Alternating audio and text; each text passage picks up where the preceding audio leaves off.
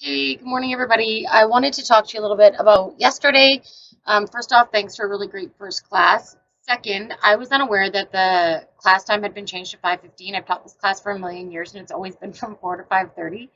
So that was entirely my fault, but rest assured that once the feed dropped, lecture ended, and I will post the notes always within like a day or two of class. So by Wednesday at lunchtime, you'll have the lecture notes from every week. And so please just everybody relax. I didn't continue teaching. Nobody missed anything. The notes that we posted, the stuff that we didn't get to cover, all of it, and the stuff we didn't get to cover will be there also. I've had a few questions regarding a couple of things. First off, your syllabus tells you that the text that is required is the second edition, and while the first edition is great text, the readings are not the same. It's a different book, and so if you're trying to use the first edition, you'll be completely confused and not find what we're looking for or what you're looking for, and also what the required reading is. So it's the second edition that you need. Number two, in terms of your maps, some of you have asked some questions. So one of the things that somebody asked this morning, and it's a really good question to sort of clarify, I think, where to start with your map, is whether it's a good idea for you to include a little bit about who you are. So while this entire project is about having me have access to kind of the inside of your brain and to be looking around at what your worldview is, right? The first one's just kind of a snapshot, and the picture's just going to get more and more detailed with each subsequent map. You absolutely could create your map with yourself in the center, right? Because this is not abstract. I don't want you to be telling me, oh, violence is this, that, and kind of define it. Like I said yesterday, this is about you telling me how you understand these things. So you can absolutely put yourself on your map and start, maybe you are the center of the map, right? And so you have yourself in the middle, and it says, white, 23-year-old male, business student, Christian. Or maybe it says, Indigenous woman, mother, mature student, whatever, right? Residential, you could have like residential school history in your family. You could add any number of things there, but that does give me a little bit of idea about how your worldview has come to be shaped, right? Because who you are shapes how you see the world. So that's maybe an easier way to think about how to start your map and start this project, right? Is by situating yourself there in the middle with a little bit of identifying info, all those aspects of identity that I talked about that influence how we operate in the world and the opportunities we have access to, and that shape absolutely how we see the world around us and how we interact with it. Start with that in the middle. Try to situate yourself on your map somewhere, and then you can branch out from there with your topics or concepts or ideas that you're gonna put on your map and tell me what they mean to you, like how you understand them. I don't want to know, some definition, or don't talk to me like you're in the third person, right? Like, so violence is blah, blah, blah.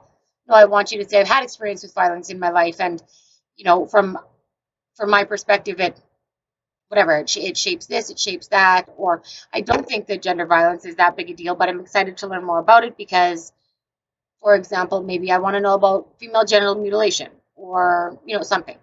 But if you start with yourself in the map and think about, starting from a place of identifying your own self and some of those really important identity markers that really influence and shape who you are. If somebody was gonna, wonder, you could ask give me 5 things to sort of give me an idea about who you are and how you see the world. What are the things that you would say? Would you give your ethnic background or your religious background, or would you identify in terms of, sexual orientation, or is it really important for you to, locate yourself in terms of your community? But all of these aspects of identity that shape us, shape how we see the world, and are going to shape, how you understand the concepts that you're including on your map. So think about your map that way. Start with yourself. Give me some identifying, characteristics or traits or, aspects of identity, and then build your map from there. And that will really help to give me an idea about why your worldview is what it is, and a little bit better insight maybe into how you see the world. I hope that helps a little bit with sort of the map. The third thing where the map is concerned, there was a little bit of confusion.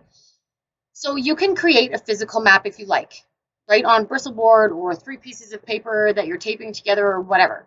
If you want to do it by hand and you want to cut and paste, maybe images and words and be able to draw on it, right, with markers, or, people do all kinds of things. So You have the option to do that, but you don't have to. Lots of people have used things like Prezi or have just created a map using Word or whatever, and images and things from there. So there's a few options. It's really up to you.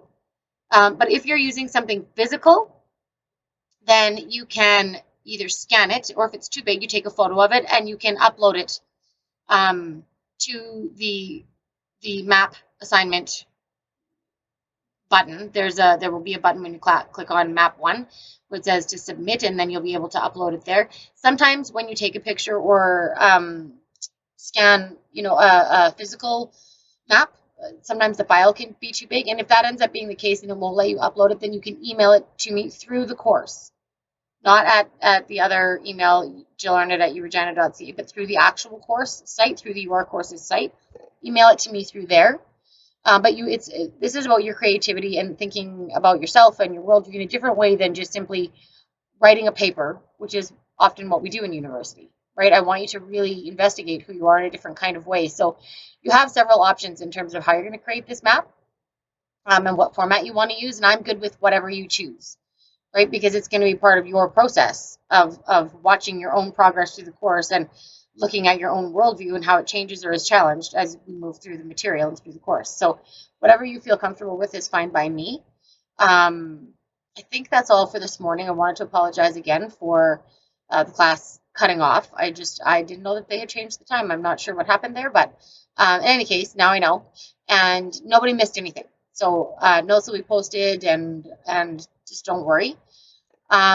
Again, one other thing, I guess another student had emailed about the discussion forums. They're not open yet. The online discussion forum is not open yet. Like I said yesterday, they won't be available until at least the end of September, because I can't create groups until I know who is adding, who's still planning to be added to the class and who's going to drop the class. So don't sweat those. We'll talk about them again. Okay. I think that's all for today. I will see you guys not on next Monday, but the Monday after.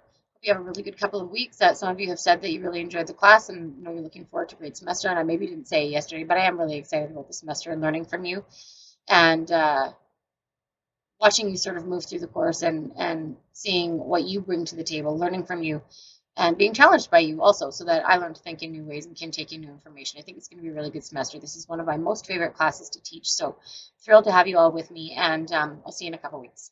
Okay, take it easy.